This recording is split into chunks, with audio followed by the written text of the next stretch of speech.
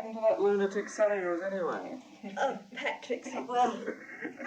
and he's not a lunatic. He's a bachelor of sorts, almost. Oh, I think I got the key.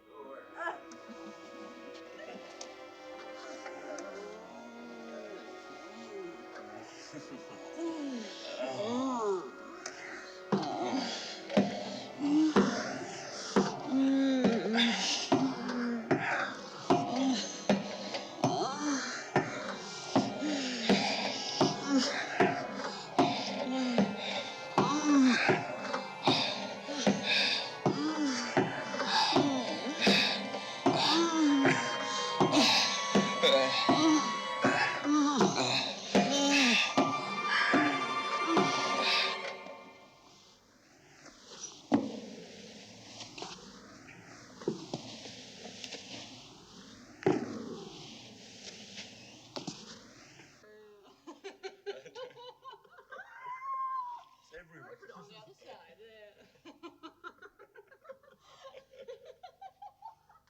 Oh, dear. Give you a good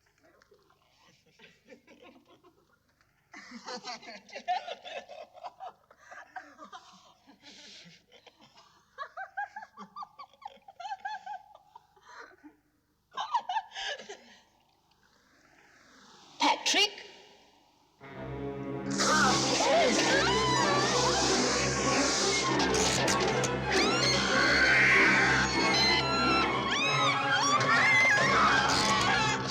Jesus, Patrick! Your mother!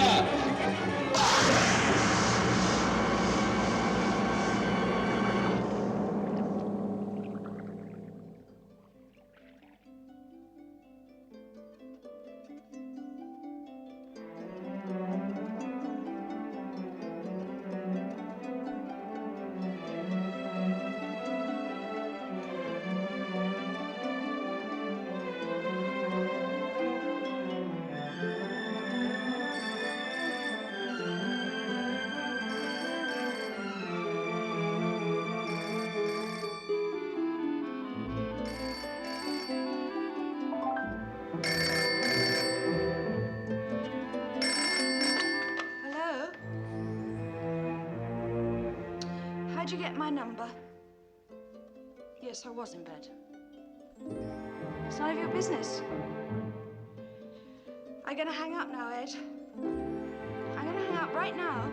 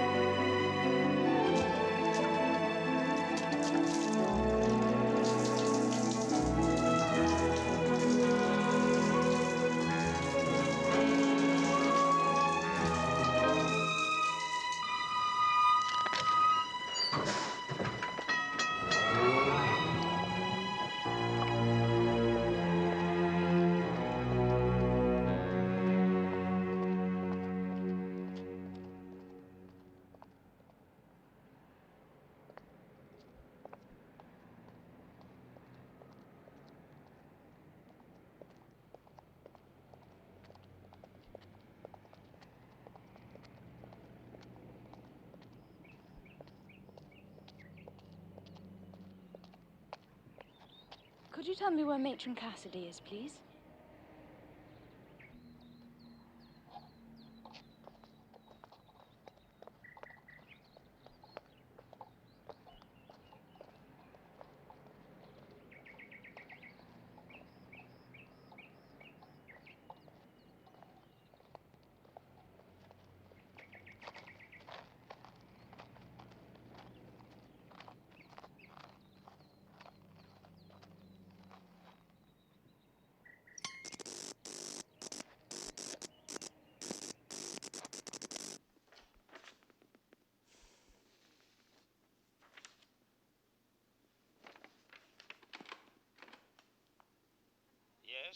I have the applicant with me, Doctor.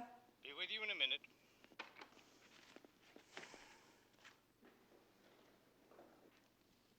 Your last letter of recommendation is dated 3.5 years ago. You haven't worked as a nursing sister since then? No, I stopped when I got married. You haven't worked as a nursing sister in this country? No. Could you handle some typing from time to time? Yes? Any children? No. And Mr. Jacquard approves of your returning to shift work? We're separated. I see. Why?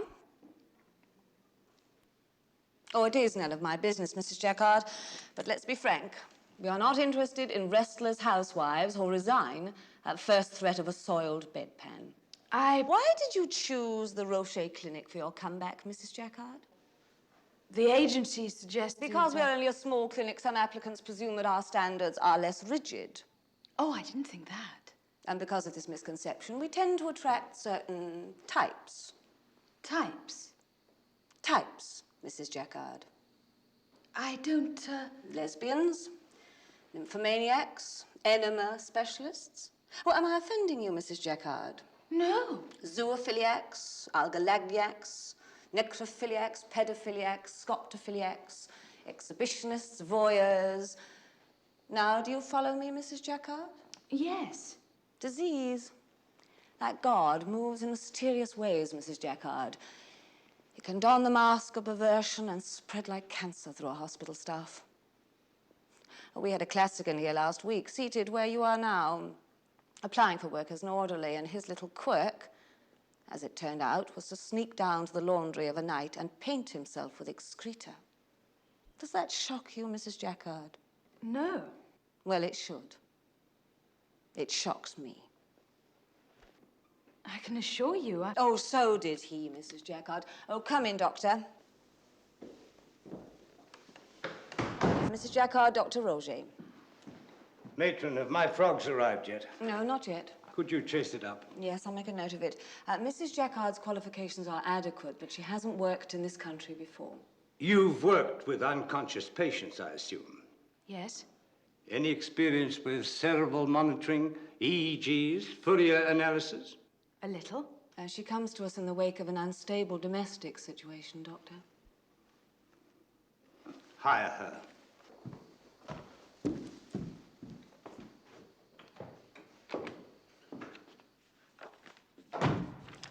Dr. Roger owns this hospital, which gives him the privilege to have final say in borderline cases. But let me make it very clear to you, Mrs. Jacquard. I am boss cocky in this hospital. The salary is minimum, the hours abominable, and I should insist on the option to terminate you without notice. Yes, that's fine. When can you begin? Well, today, if you like. Yes, matron? Oh, this is Sister Jacquard, Sister Williams. Hello? Hi. I'd like you to find her a uniform and then have her relieve Nurse Panicale in room 15. Room 15, matron? That's right.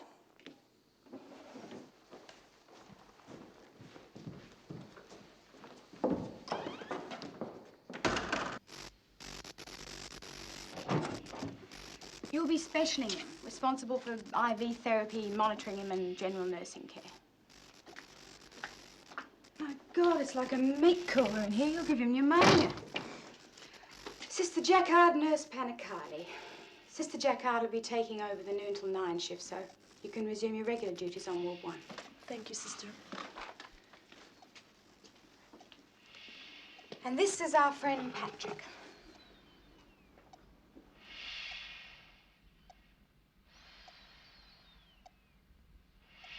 He's what you call an acute.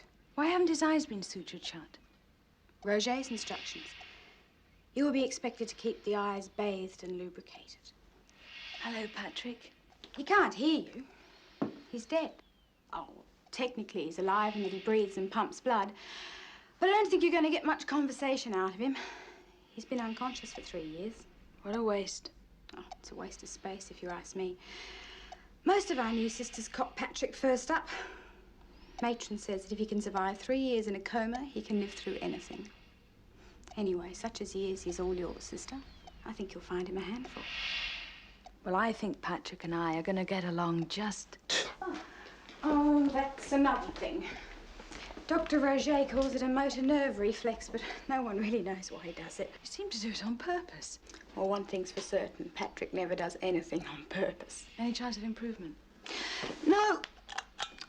He's been unconscious too long. Dr. Roget says that even if he regained consciousness, he would have the intelligence of a penicillin culture. But he spits well. Matron Cassidy's usually in her office till about 8, and Dr. Roget often works later. Otherwise, the desk clerk will sign you off at 9. Any questions? No, I think I can manage. I'll leave you to it.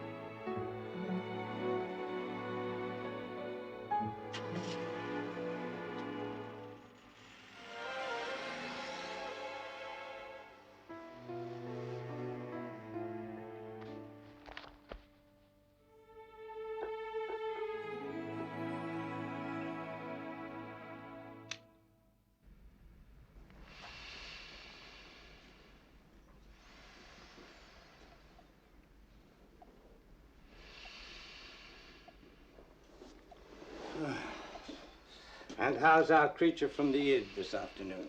No change, Doctor. No change. That's good. Has he moved his bowels yet? Not yet.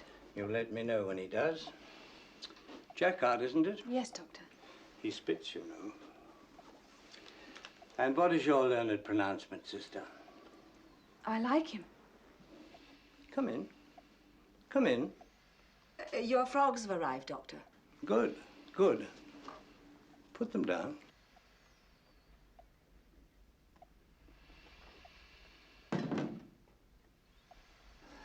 See that? Sir?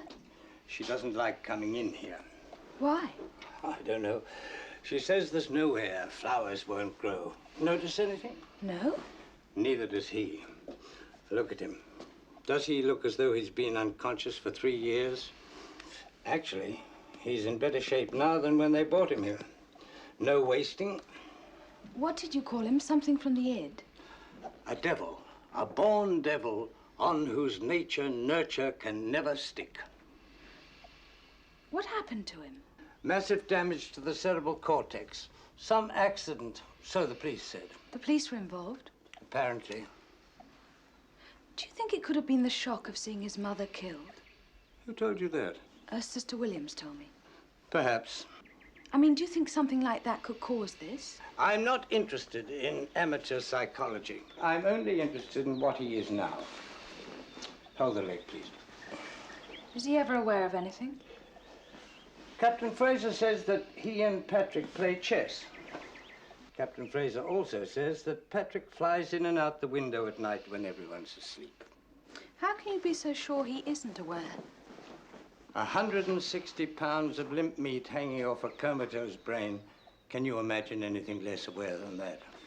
Then why does he spit? Yeah.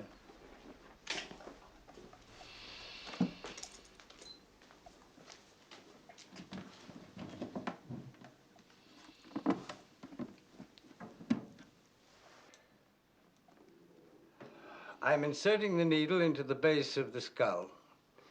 Now I'm destroying the brain cells. Now I'm going down the spinal column.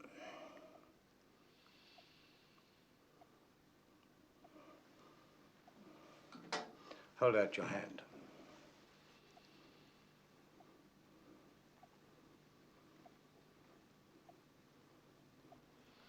And now, with this electric stimulator, in layman's terms, this is why he spits. See? Come, come, sister. We're not going all watery at the knees over a frog, are we? They gave him all the tests at Lockhart, wrote him up in a medical journal, tried monitoring him 24 hours a day on an electroencephalograph. An EEG will pick up any brain activity from a fart to a nervous breakdown. 1,120 hours they had him on it, and what do you think it registered? Just farts. Why don't you let him die? He's dead already. The machine's alive. Then why don't you switch it off? I suppose there's every reason why we should. He hasn't a family. No one comes to see him. He takes up space. He wastes the taxpayers' money. He ties up this expensive equipment 24 hours a day. But what's your personal opinion, Doctor? I'm a physician governed by a code. I don't need an opinion. I don't think that's a very satisfactory answer, Doctor. Then you shouldn't ask unsatisfactory questions, sister. Do you really want to know why we keep this miserable creature alive? Why he rates thousands of dollars worth of equipment and 2 nurses of his own? Is there a reason? Of course there's a reason. Determining the exact moment of death is one of the most controversial issues in modern medicine. At what point does the, whatever it is that keeps a person alive, actually leave the body? You mean the soul? Christians call it the soul, Russians call it bioplasm, yogis call it the life force. But my point is that whatever it is has never been identified. Why? Because death occurs too quickly. Dying may occur slowly, but the moment of death is like the blink of an eye. You're either alive or you're dead. So Patrick is just a guinea pig to you? No, Patrick, my dear girl, is a very, very rare opportunity to study this gray area between life and death. What does Matron Cassidy think of your ideas? She thinks they're bullshit. Let me know when his bowels have moved.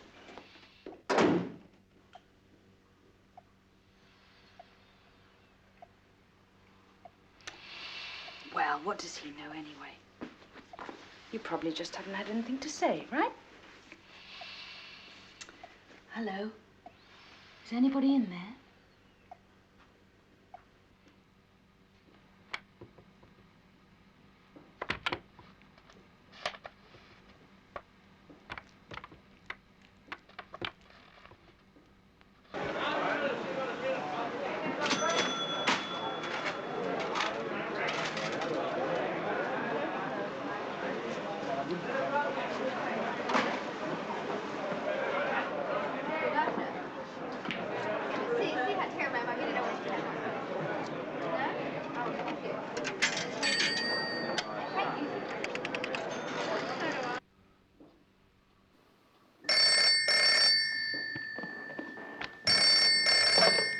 Hello?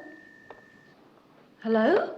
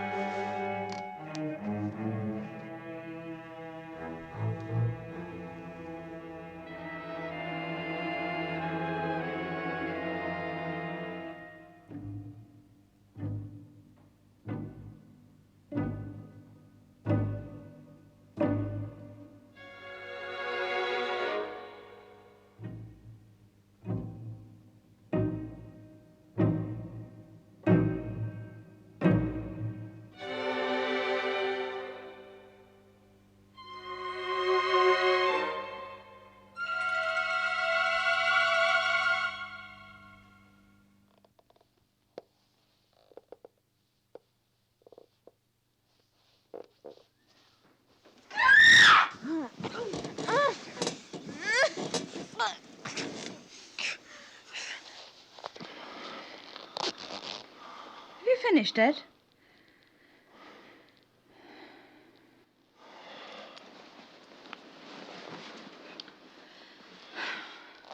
I'd like to discuss our divorce. Divorce? I thought you said it was going to be a trial separation. Well, it's hardly a separation if you're going to follow me about everywhere and break into my flat like some mad mauler. Well, you don't think that lock's going to keep anyone out, do you? Oh, Jesus, Kathy. I care about you. I'm only trying to do something about it. You want to do something, Ed? Sure, Jacka. Anything. Get lost.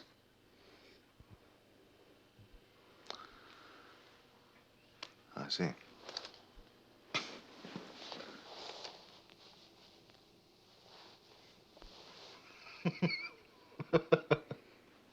So much for women's rape fantasies.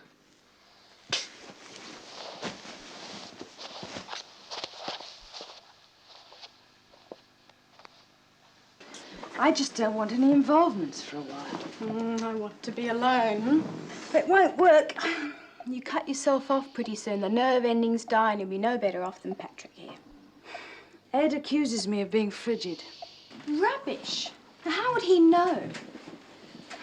Look, it's your body you're walking around in, and it's you who's got to make all the decisions about how you feel.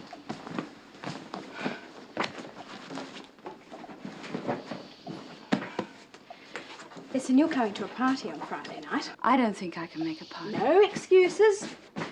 Brian's parties are always good for what ails you. Matter of fact, so's Brian. Who's Brian? Dr. Brian Wright. He's a neurosurgeon at Southern General. And, all right, if you like the Playboy type. The last thing I need is someone with a case of galloping gonads. Well, you have until Friday night to decide. I'll think about it.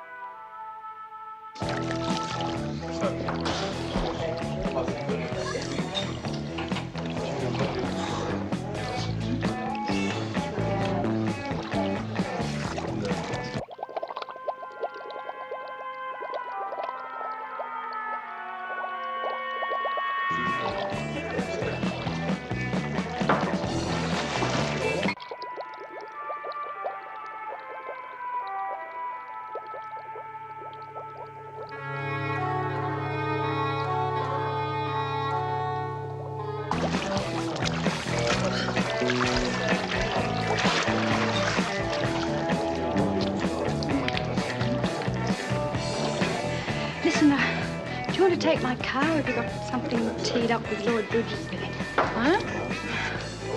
Well, they don't call him Dr. Wright for nothing. He's drunk.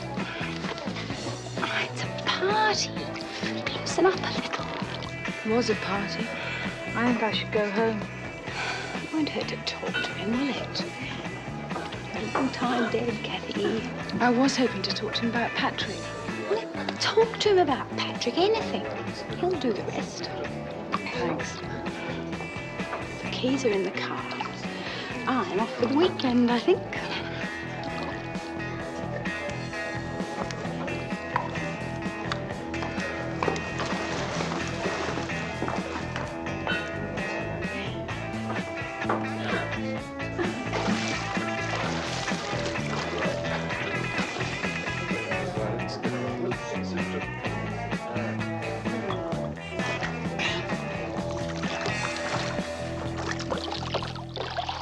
So where were we then? Pardon? Who are you? Kathy Jacquard. Where have you been? Down there, listening to the stereo. I always do a couple of laps after a heavy night. Clears the head. I'm Brian. Yes, I know. We met earlier. Oh.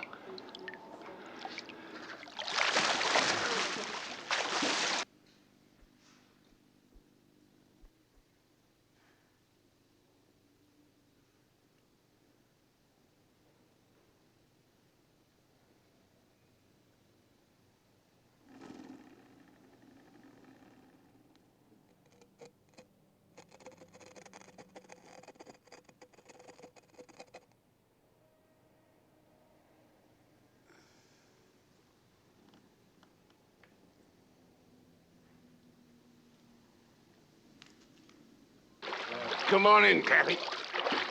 Actually, I was hoping to talk to you about a patient of mine at the Roger Clinic. Ah, you're the new gardener. Oh, you know about Patrick? I read an article somewhere. You coming in for a swim or not? I've eaten. So have I. Coming in clothes or not? No, I should be getting home. I'll drive you then. No, I'll get a cab. You shouldn't be driving. Nonsense. Come on. Come on in. No, really.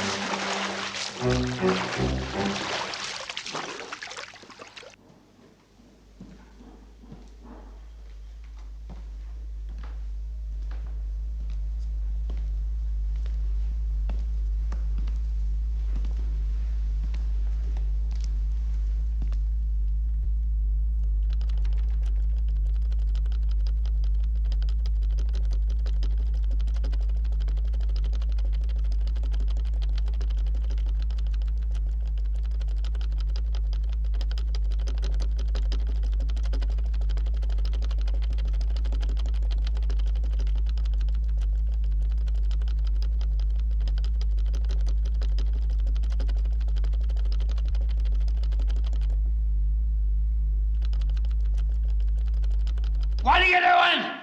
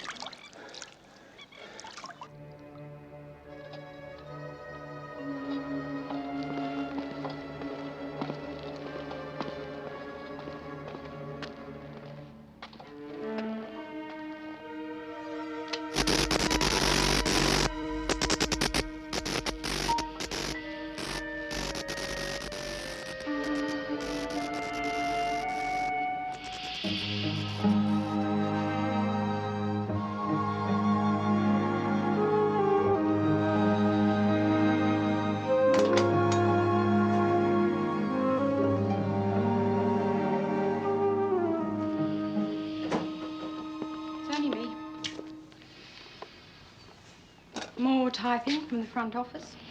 You never should have let on you typed. The typewriter's playing up.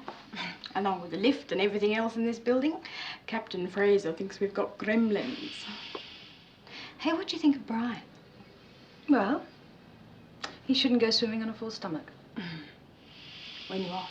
Off, I just got on. Nurse Panicali rang in sick. Again? I'll see you in the morning.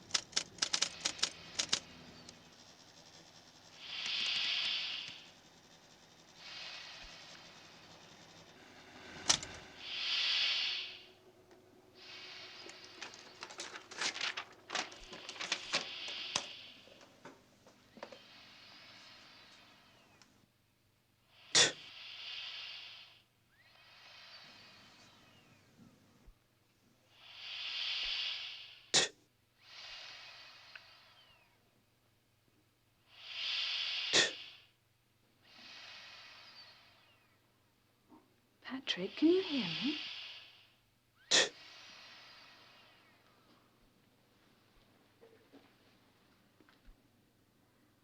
Patrick, if you can hear me, I want you to do that with your mouth, what you just did. Once means yes and twice means no. Do you understand? Is that yes? Do you know where you are? Do you know who I am? Can you see me? Can you feel that? Wait here.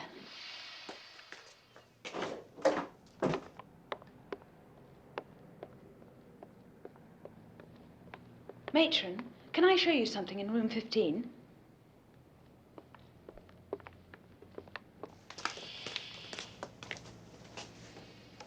Patrick, Matron Casti's here. Show her. Patrick, show her, please.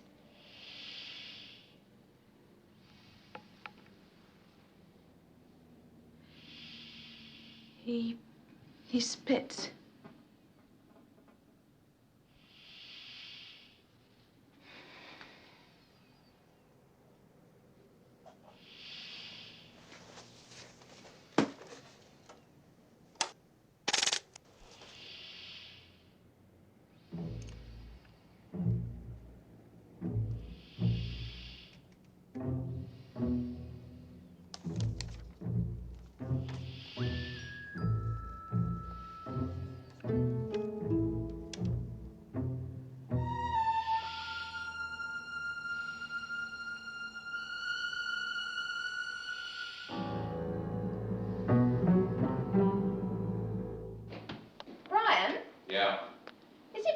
For a whole team of specialists to be wrong?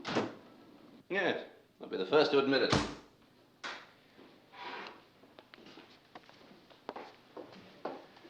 Most of the time, we're just piddling on our shoes. Well, are we? I prefer to think we're helping the sick and injured. I consider I've had a damn good day if I don't make anybody worse. I used to be into crusades. Great advances in medical science, the betterment of mankind. And now you're just into money. No. I'm filthy rich. I think it's the parties, mainly.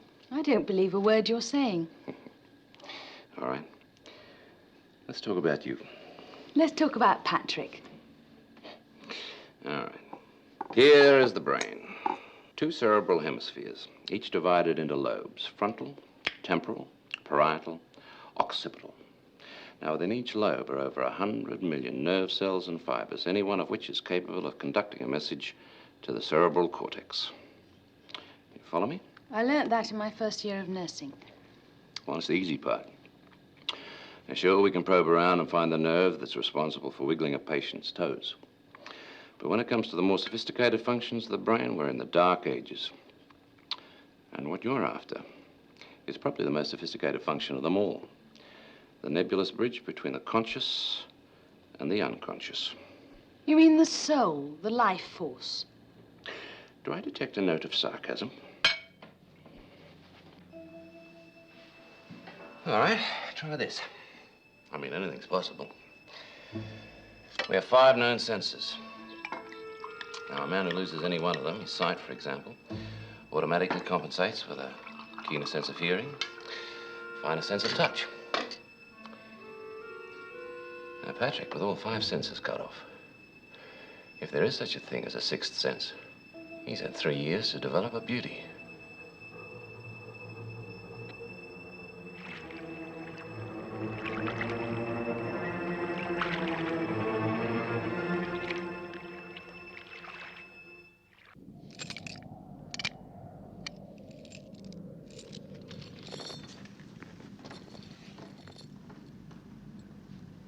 Holy hell.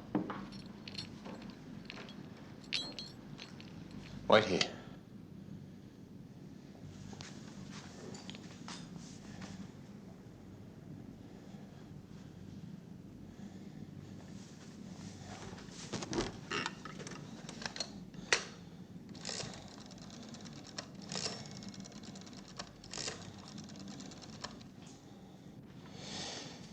Yes.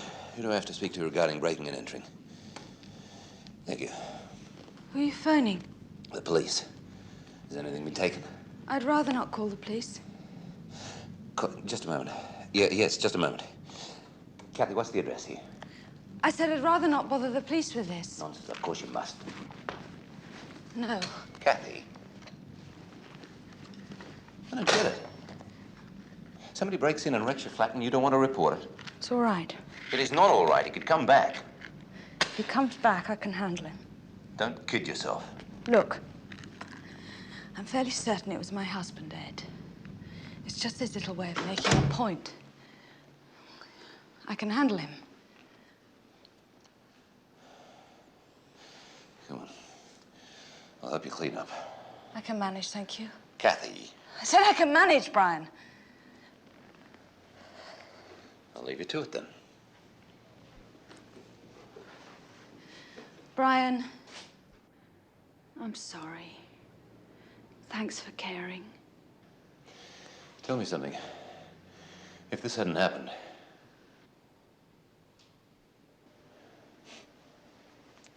forget it. Take care.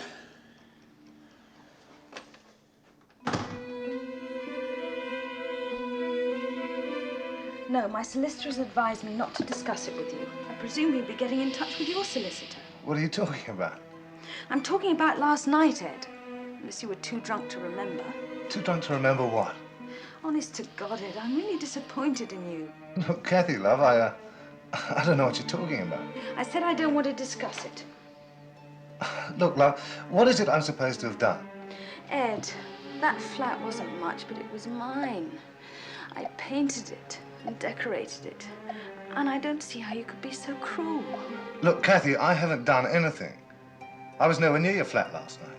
Then where were you? I don't want to see you again, Ed. Just stay away, or I'll get an injunction and you can deal with the police.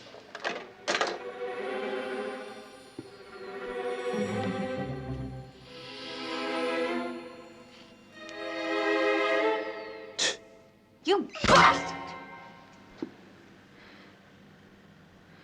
Oh, I'm I'm sorry, Patrick. I'm sorry.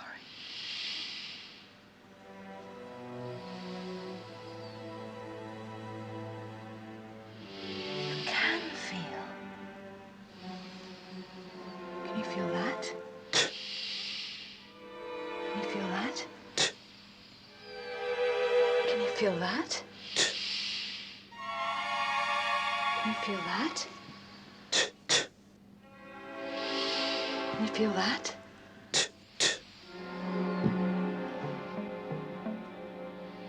Can you feel that?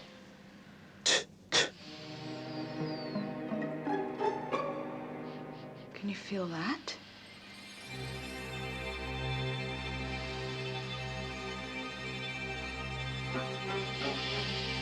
You can feel that, can't you?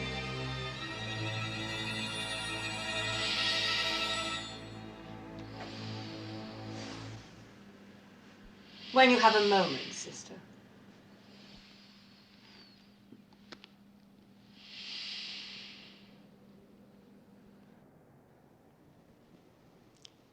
Do you believe in euthanasia, sister?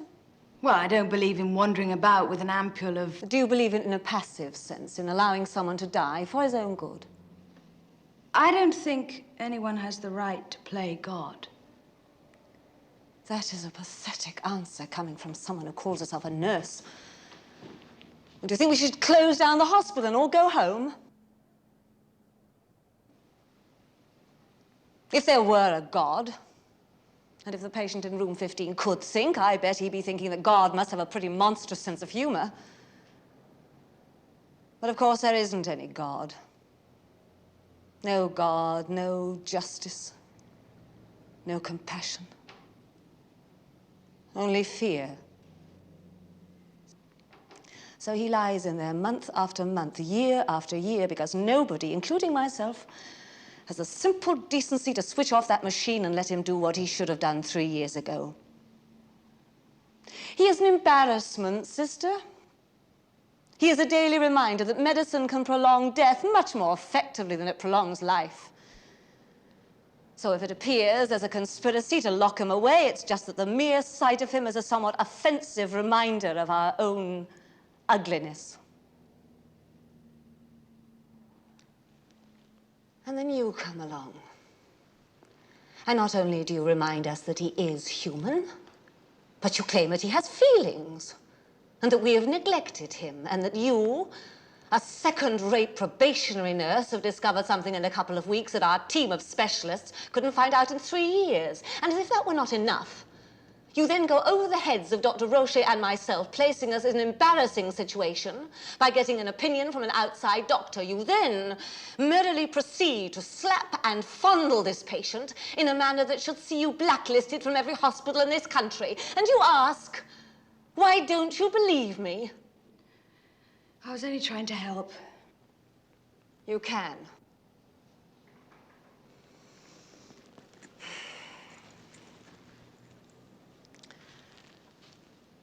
I'm not going to sack you. Well, quite frankly, I need every qualified nurse I can lay my hands on, but you are to be punished. And your punishment is that you shall continue to be responsible for the patient in room 15, and you shall prove that I was not mistaken in hiring you. Now, I expect you to do exactly as you are told, no more and no less, and I expect you to keep your nose clean, your mouth shut, and your hands off. Yes, matron. And now get out of here.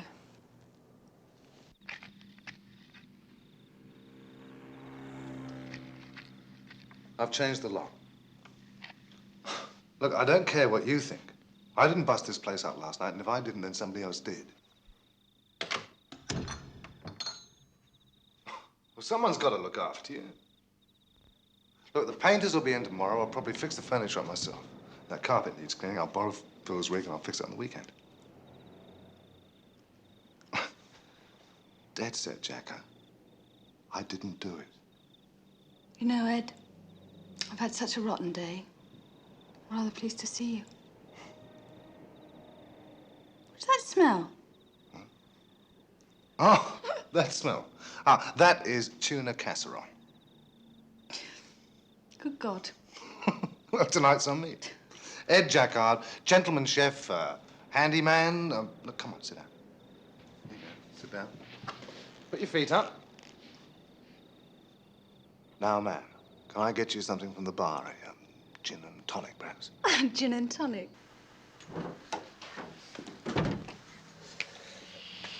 Can you help me?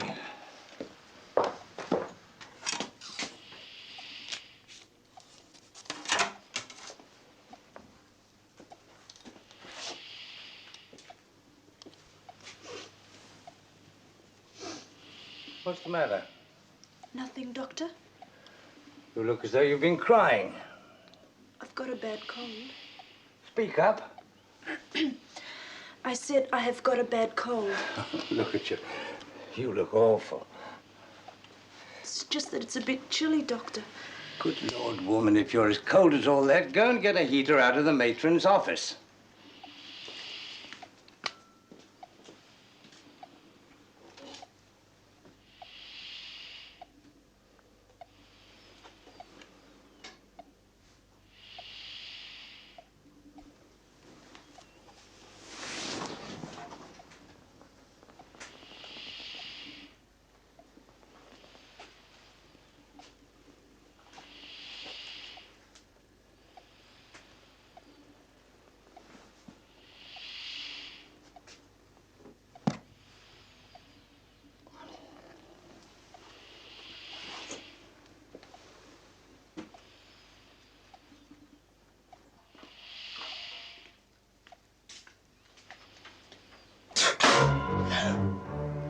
I would have thought you would be used to it by now.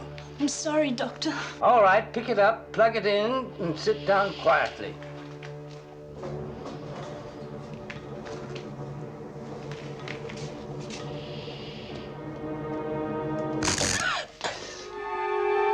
For Christ's sake, have matron get a replacement. Go home, go to bed, and don't come back till you can function without breaking anything.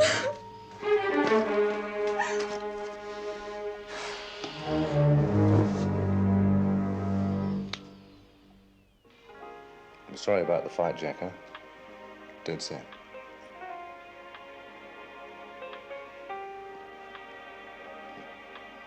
What went wrong?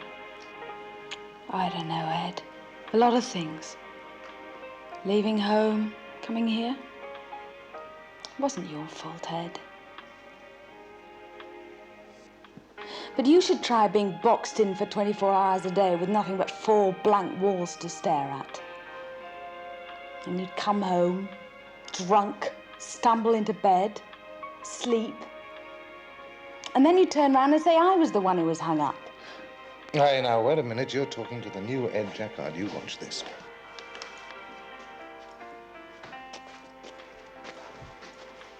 As from now, I'm completely off it. Finished. Cigarettes? What can I do to make you happy? That sports car? I'll buy you the sports car. Then you'll have all the freedom that you want.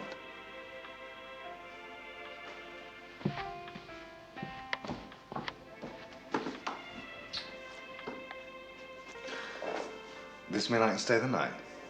Let's just start with dinner, shall we? All right.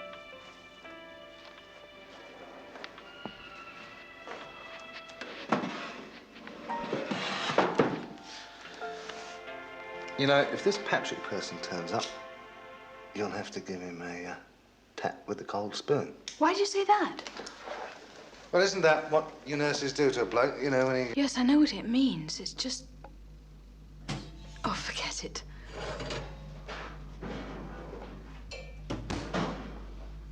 Tuna casserole a la Jacquard.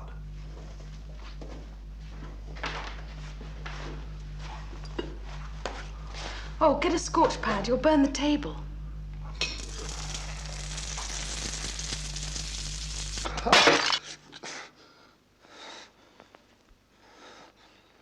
Jacka? I never felt a thing. Still don't. What'd they say at the hospital? Partial thickness burns on both hands. He'll be off work for a month. Hello, Mr. Windsor. You have a nice lunch? How are the Sparrow people? Okay. You're getting back with him then? Look, I'm only going to cook dinner for him one night. Well, what about Brian? Oh, I don't know. Look, I don't want to shove him down your throat, but I mean, I know he fancies you. Why don't you give it a try before you go back to Ed? Well, go back to Ed. He must love you, and it's better to be boxed up in Wheeler's Hill than horny in Carlton. I'm not horny. Well, you've been around him too long. You want a good piece of advice, Kath?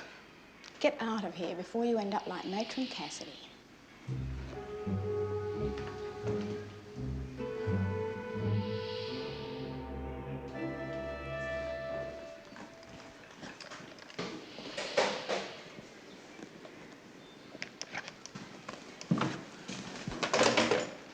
What's the matter, Kath? Oh, it's the room, no air. It's him. It's Patrick. Paula, he had an erection the other night. So they all do that, conscious or unconscious. It's different. Oh, now wait on, love. Hello, Captain Fraser. Have a nice lunch. Mind me, crowd.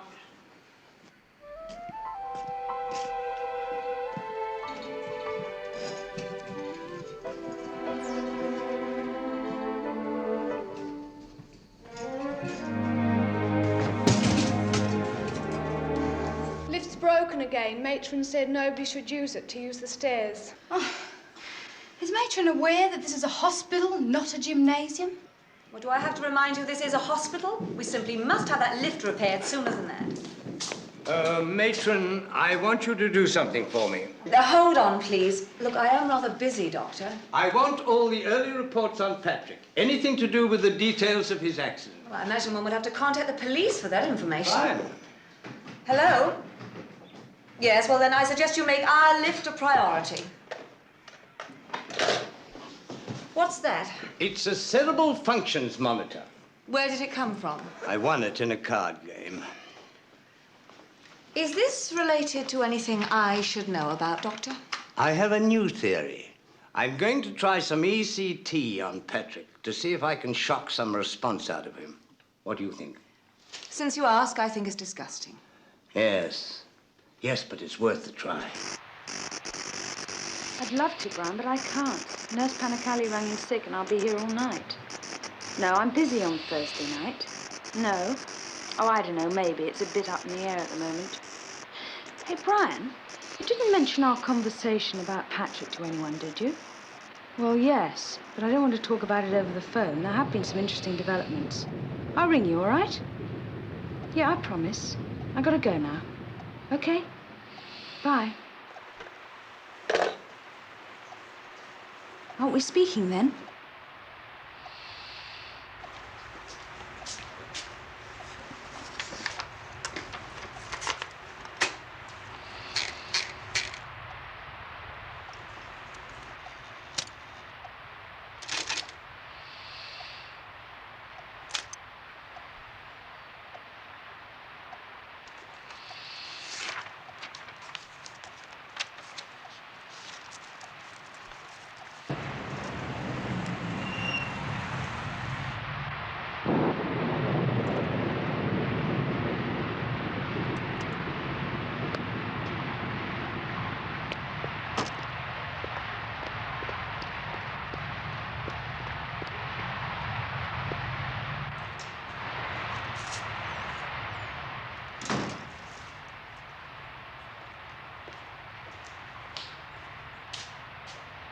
Hello, anyone there?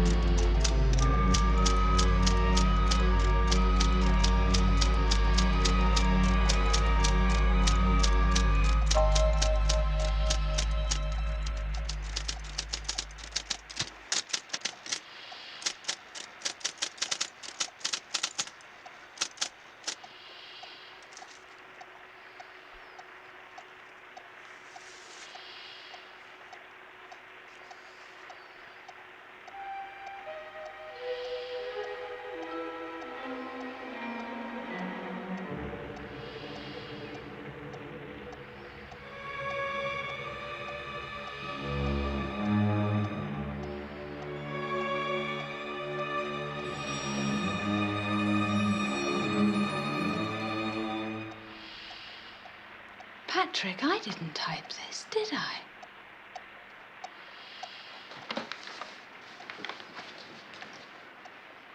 You typed it, didn't you? Didn't you? There, Patrick. Show me there.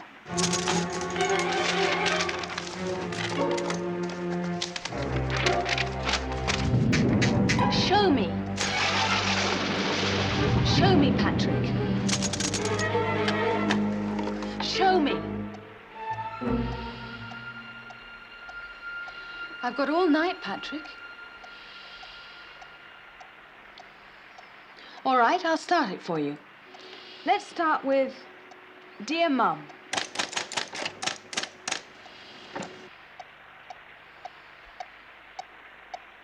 Is that your mum or my mum? Because I never had one. She died when I was a baby.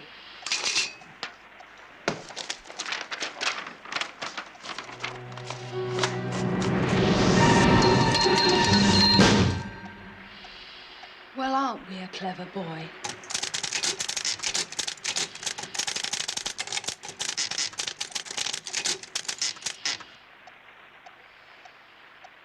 What does that mean?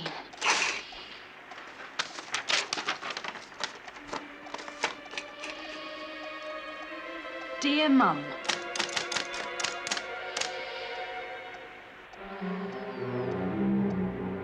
Patrick, did you wreck my flat?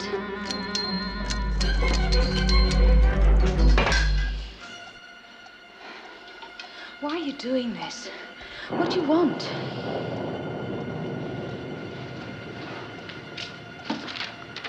Ed burned his hands, but it serves the bastard right. I didn't type that. When he came on a bit strong, I fixed him up in his own swimming pool. What did you mean by that? Patrick?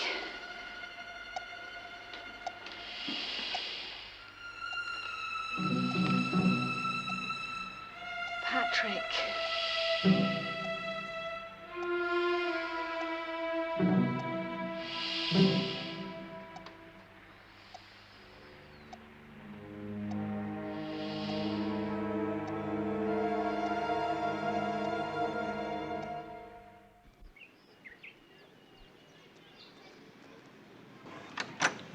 Hi.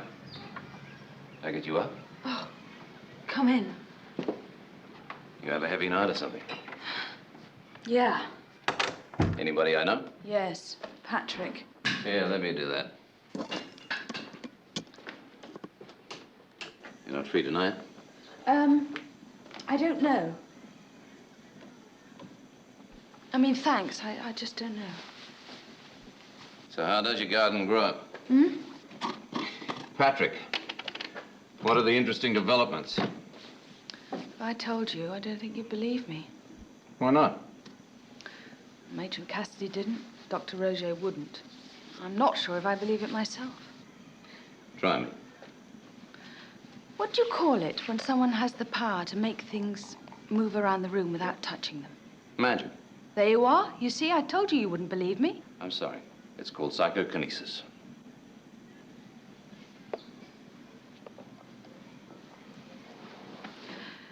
Last night, I was typing some letters for Matron.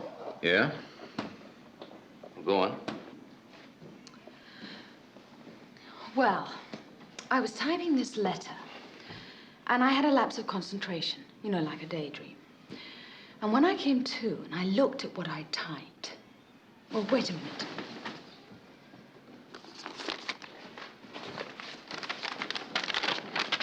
Now, I didn't type that, Brian. I mean, my fingers were doing the working, but I know Patrick did it. Patrick typed this? Yes, look at this. But when he came on a bit strong, I fixed him up, ha ha, in his own swimming pool of all places. That's you, Brian. Is that what you think? That I came on a bit strong? Well, I didn't write this. Patrick did. And look at this. Ed burned his hands, but it serves the bastard right. Right. Spelt with a W. Now, the night before last, my husband Ed burned his hands on a casserole dish. How did Patrick know that? Exactly. How did he? I'm sorry, I shouldn't have mentioned it. Now, wait a minute, Kathy. You're saying that you think Patrick was controlling what you typed on that typewriter? Yes. Well, it's a pretty tall order. You think I typed it as some sort of subconscious projection? All right. What about this? I wasn't even touching the typewriter. I don't know anything about algebra. I couldn't have typed that. What does it mean? Nothing.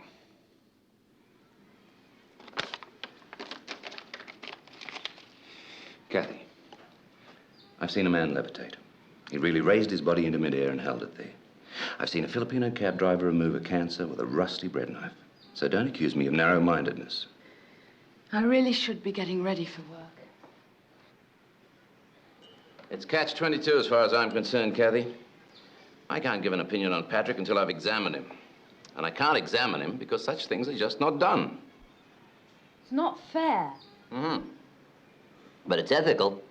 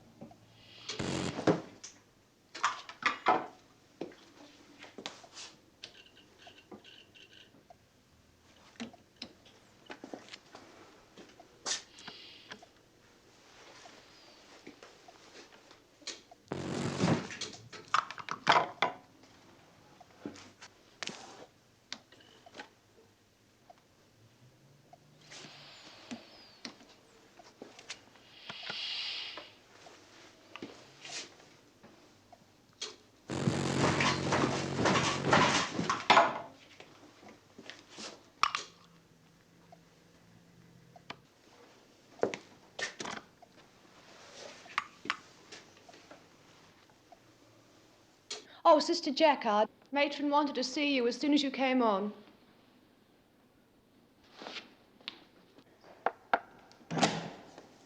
You wanted to see me, Matron?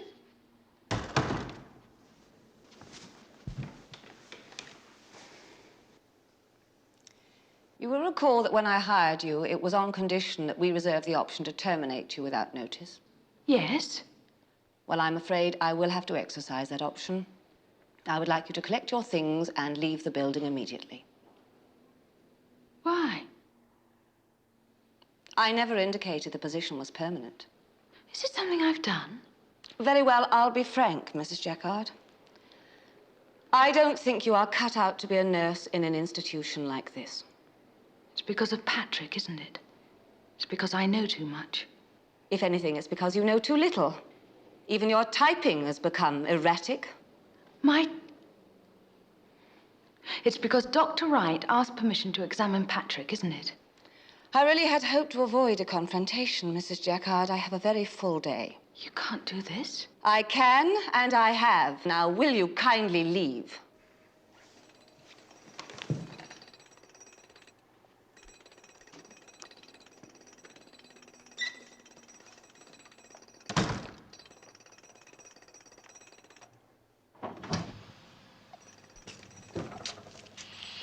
Patrick.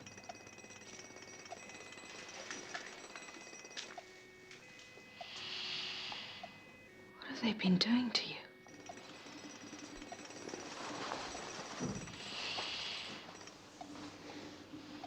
I've got something to tell you. I've been sacked. I've got to leave. Don't you care?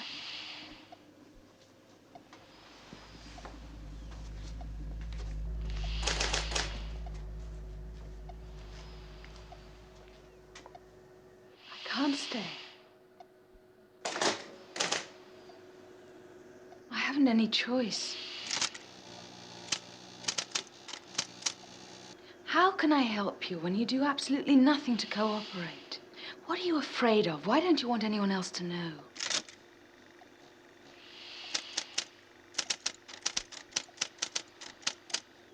Who? When?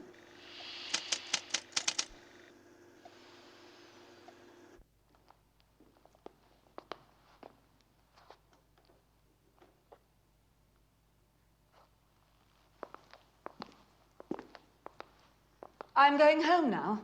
Good night, matron. Oh, matron, was the repairman here earlier? Not that I know of. Why? Nothing. I just thought I heard someone working in the basement.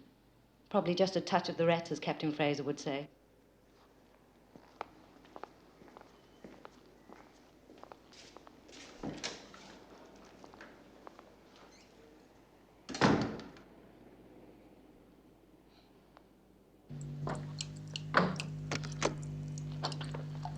Kathy, this is ridiculous.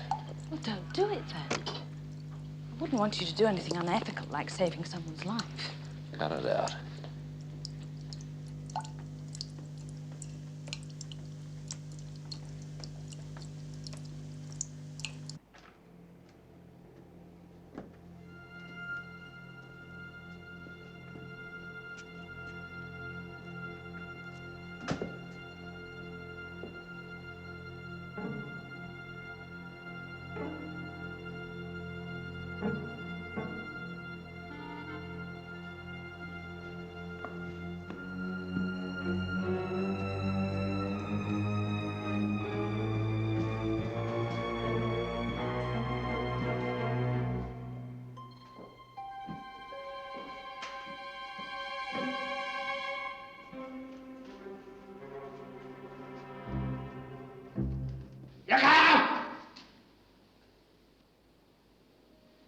He's in the wall.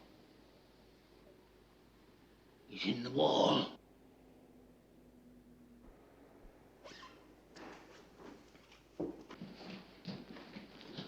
Captain Fraser, what are we doing out of bed? Oh. When we need anything at night, we ring our buzzer. Oh, Captain. Well, come with me and I'll get you changed.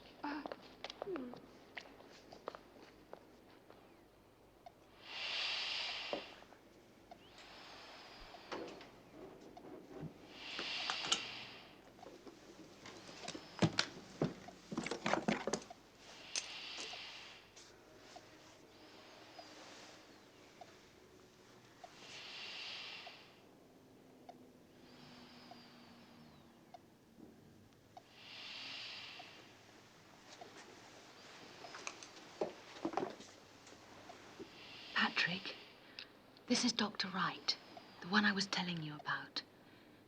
He knows, and he's going to help you.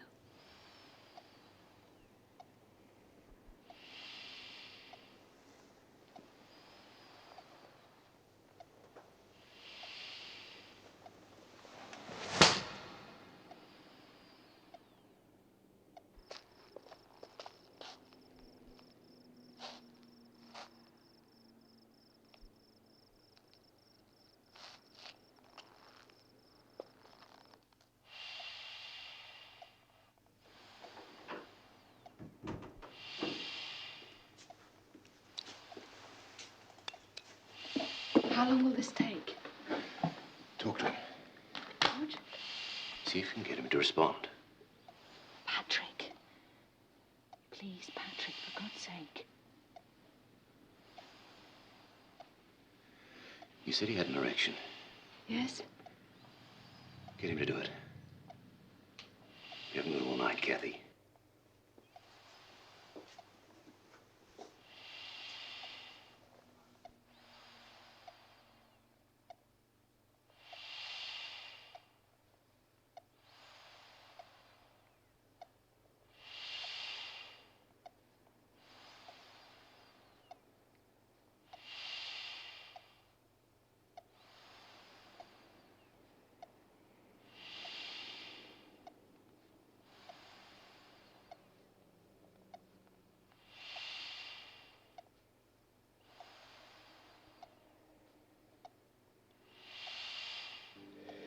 All right.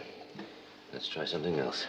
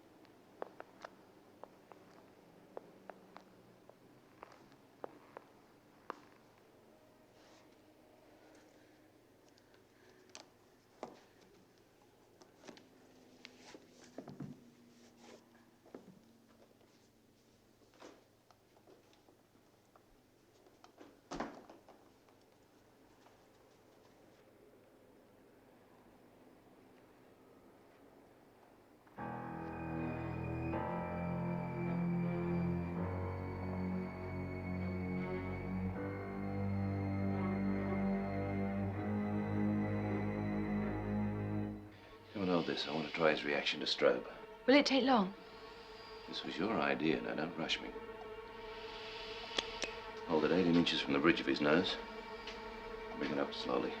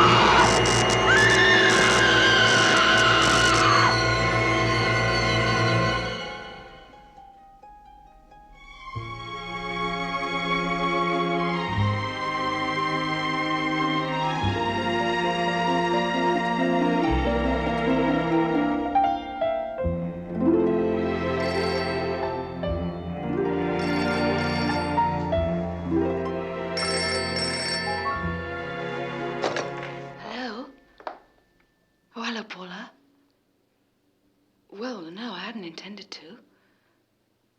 No, I was dismissed yesterday. What's wrong? Well, what's wrong? What's happened? Yes, of course. I'll be there in about half an hour.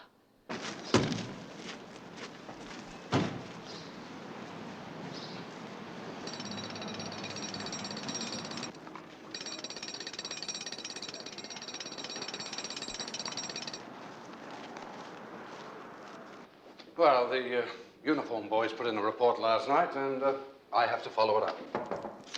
Yes? Mrs. Jacquard. Oh, fine. Send her in. Send her in. Have a seat, please, Mrs. Jacquard. Yes, Doctor. Well, the point that I'm trying to make is that the power was off throughout the whole neighborhood for just under 1 hour. And yet every electric clock in this building seems to show the correct time. We have our own emergency generator in the basement. It comes on automatically in the event of a power failure. So the electricity could only have been off for 2 minutes. I see. Well, again, the electricity people maintain that the overload originated here, in this building. Can you think of what might have caused it? No, but circuits do become overloaded. Mrs. Jacquard, isn't it? Yes. You're normally responsible for the patient in room 15 from noon until 9 p.m.? Yes, normally. And yet you weren't in the building last night. Mrs. Jacquard? No, I was dismissed yesterday. That's news to me. But of course, Matron Cassidy has charge of staff. What happened to you last night? Well, Sister Panakal was discovered unconscious in room 15 early this morning. She appeared to be in a state of catatonic hysteria. Is that correct, Doctor? That's close enough. Is she all right? She's under sedation, heavy sedation. Well, as you see, Mr. Jacquard, it'll be some time before we're able to find out from her what happened. And we were hoping that as you had been working in room 15, perhaps we could... Sergeant, Sister Panakali existed at the brink of hysteria anyway. She was weak. She would think of any excuse to ring in sick. I dare say that when the lights went off, she probably panicked. Yes, well, I've no doubt there is a perfectly logical explanation for what happened. But we were swamped with telephone calls last night. No, not just to report a power failure, but everything from barking dogs to flying saucers. Sergeant Grant? Yes, what is it? There's something in the basement I think you should see. Will it wait? I don't think so, sir.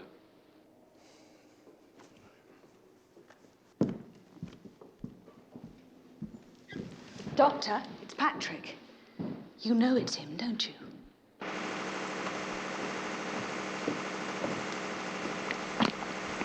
There's the cause of your power failure. Not a pretty way to go. Make a connection across those terminals, buzz bars vaporize, molten copper.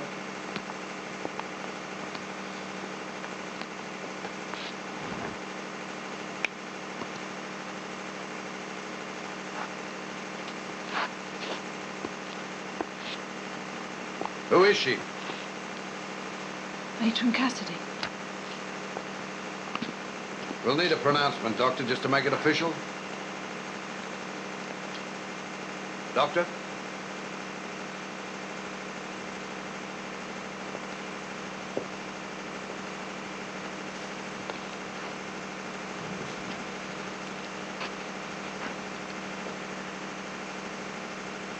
What do you suppose she was doing down here? Replacing a fuse, I suppose. I don't know.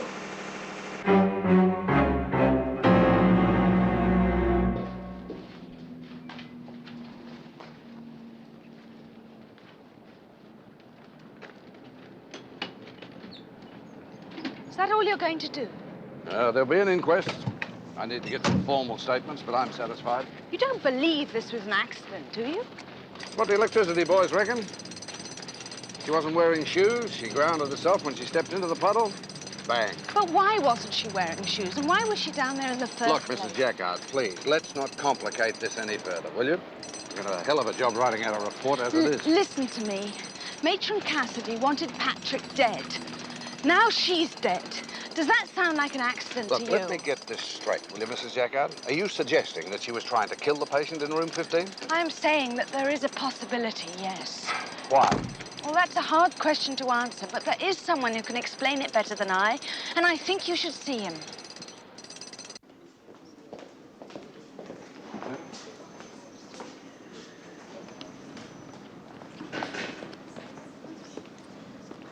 Kathy. Brian. Sergeant Grant, Dr. Brian Wright. Sergeant, I'm sorry to bother you. what's the problem? Something's happened. Matron Cassidy's dead. She's been electrocuted. I'm sorry. Sergeant Grant's investigating the case. Oh, when she says I'm investigating the case, it seems Brian, pretty straightforward to me. Matron Cassidy was trying to switch off the power when she was killed. Well, we don't know for certain she was trying Don't to you do... see? Patrick was right. He said someone would try to kill him last night, and she did, only he stopped her. He stopped her? Patrick. The one that's been in a coma for 2 years? 3 years. That's why I thought Brian might be able to explain better than me. Well, I'm not quite sure what you want, Kathy. Brian, I know this is awkward, but Matron's been killed. I'm sorry, Kathy, but how can I help? Tell him about psychokinesis. Kathy, I'd be happy to give the sergeant a 4-hour lecture on psychokinesis, but I hardly see that it has any bearing on Matron Cassidy's death. Brian, he's going to think I'm mad if you don't say something. Kathy, Tell him about that night in the pool. you mean the night I got the cramp? You didn't get the cramp, you know that. It was Patrick. What? Patrick certainly seems to get around a bit. Kathy, darling. Don't patronize me. I think we should tell him about last night. Oh, I hardly think that that's a matter for the police. Are you going to tell him or shall I? Mrs. Jackard. Tell him, Brian. Mrs. Jackard, would you please wait in the car? Mrs. Jackard?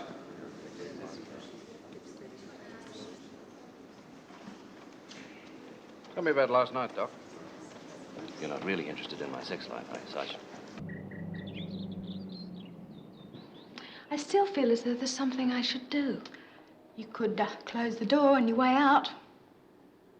You going back to Ed? I don't know. I'd give it a try. Yeah. Thanks, Paula. Thanks for everything.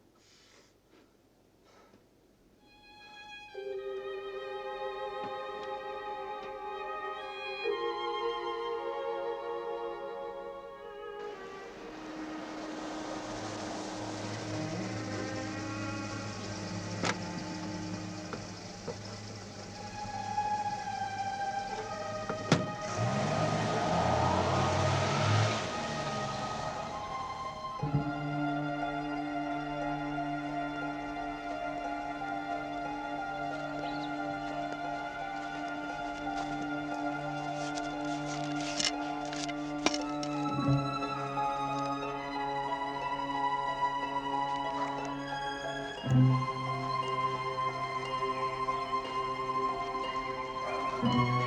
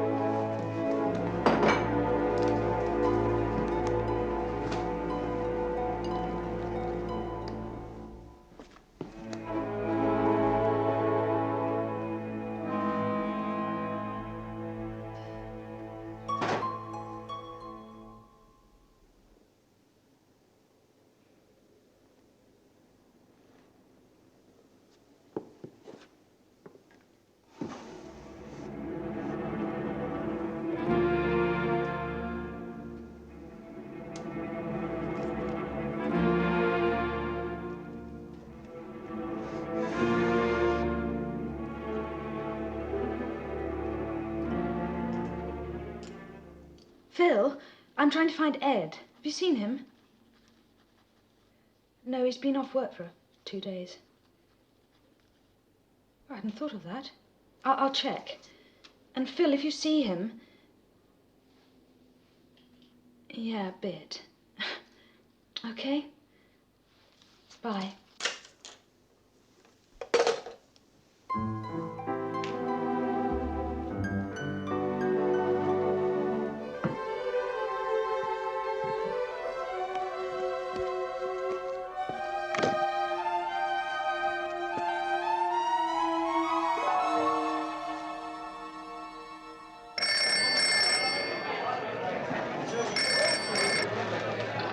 Shamrock, Tom Butler. Who? Jacquard. Ed Jacquard. Oh, yeah. No, I haven't seen him for a couple of days. Bit of strife with some lady friend, I think. Oh, I see. Did he mention her name? It's very important I contact him. No, sorry. Tell you who wouldn't know? Neil Adler. Neil was selling a sports car that Ed was going to... A sports car? He was going to surprise her with it. Oh, I see. I see. No, it's all right. I think I know who this lady is. Do you have Neil Adler's number? Yes, I'll wait.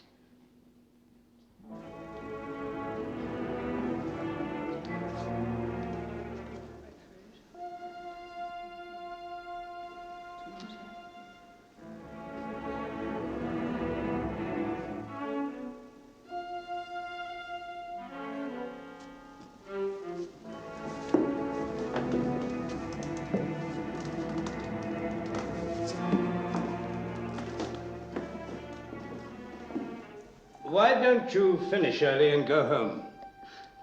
Go home? I'll look after everything. Doctor, are you Williams, sure? I'm still in charge here.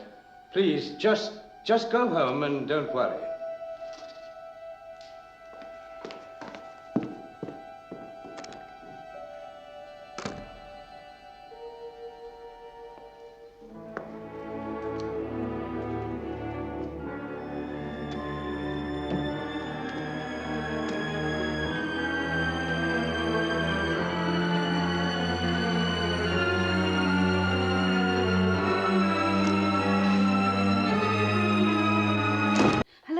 Is that Neil Adler? I'm trying to reach Ed Jacquard. Oh, I was told he was going to see you about a car. This is his wife, Kathy.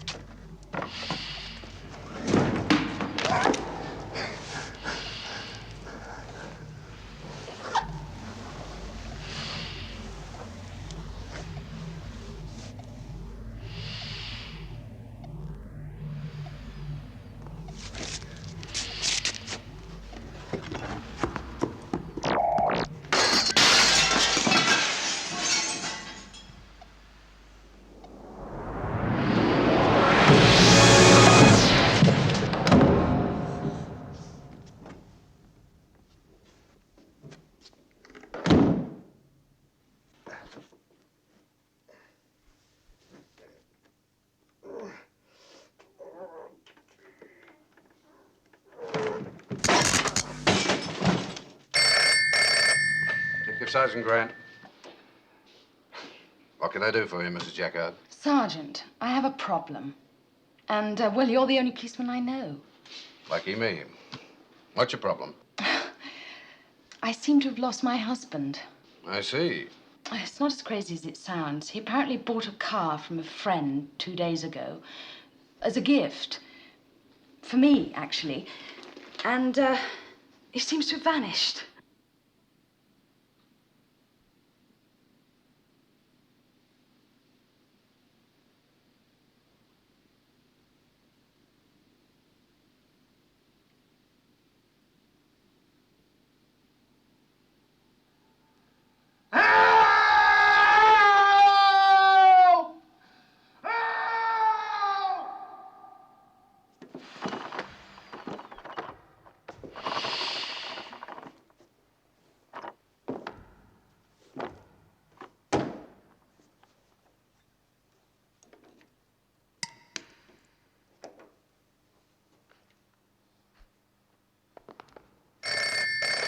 Hello? Grant here, Mrs. Jacquard.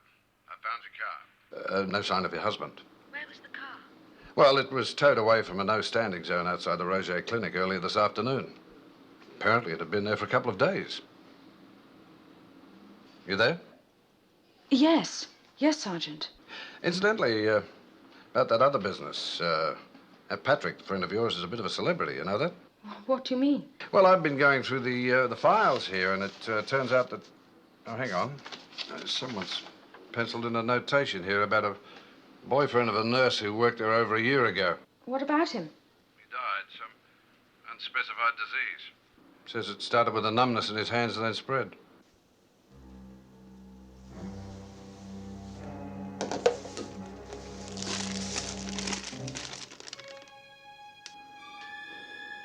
You there? Mrs. Jacquard?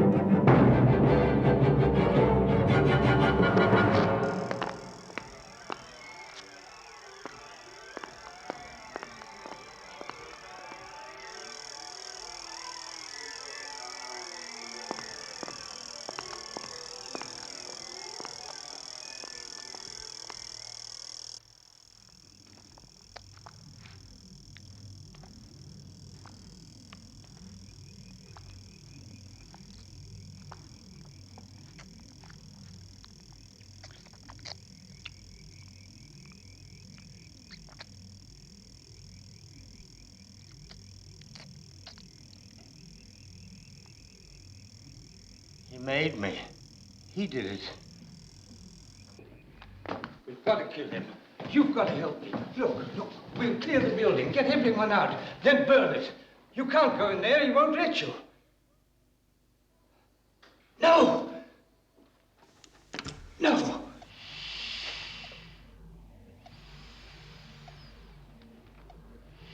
What have you done to my husband?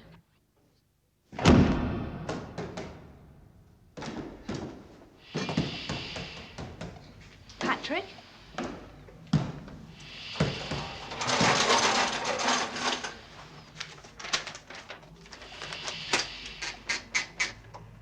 Where is he? Talk to me, Patrick.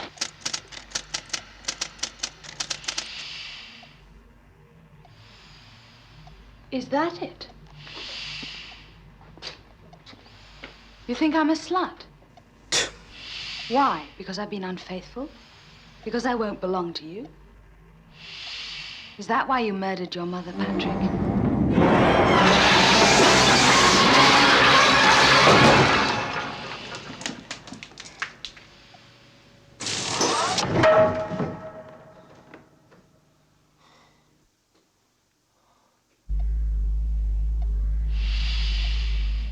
What did you think, Patrick? That if you stopped other men getting close to me, we'd be together forever and ever?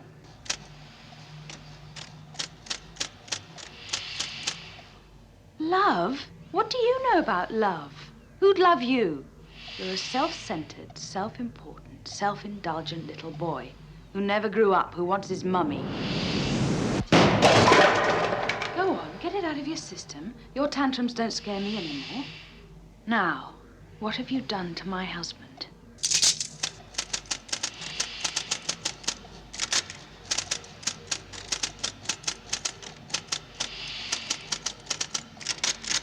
Where is he?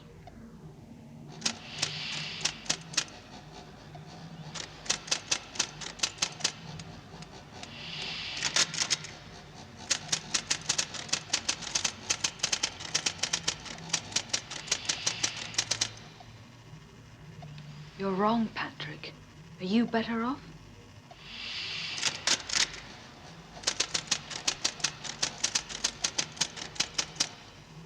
What?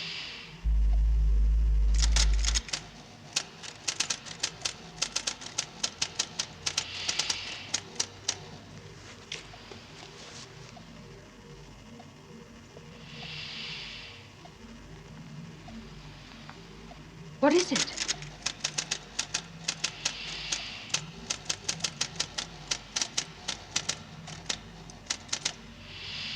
I don't understand.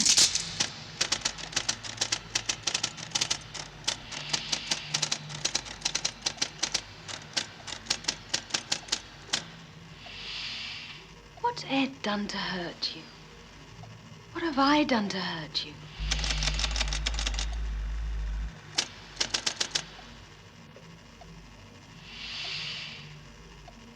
Patrick, I can't.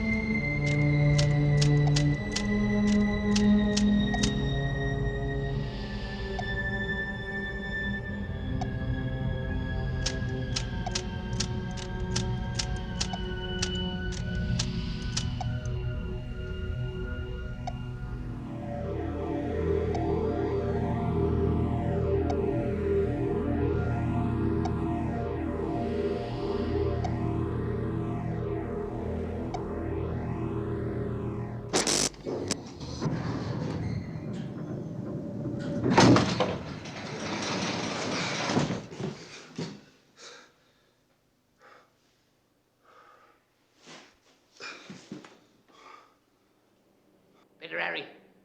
Sign goes on at sunset.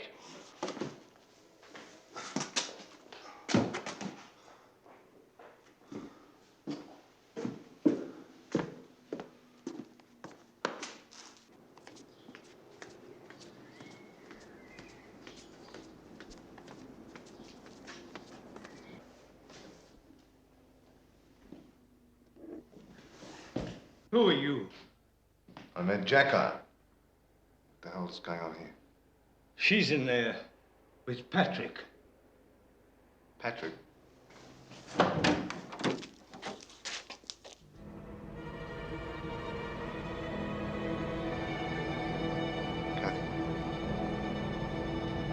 Kathy?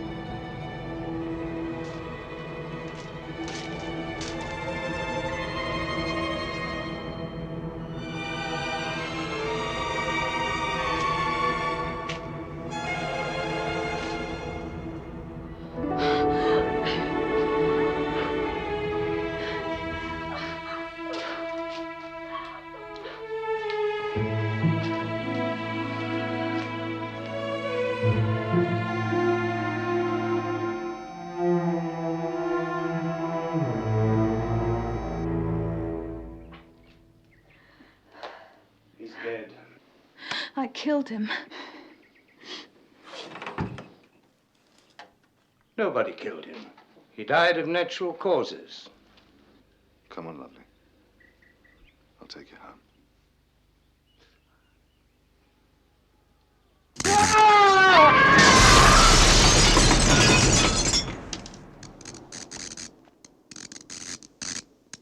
It's all right.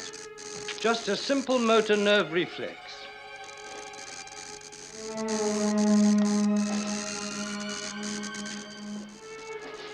I've seen it before. Some people argue it's the life force, the soul departing the body. Anyway, it's ended.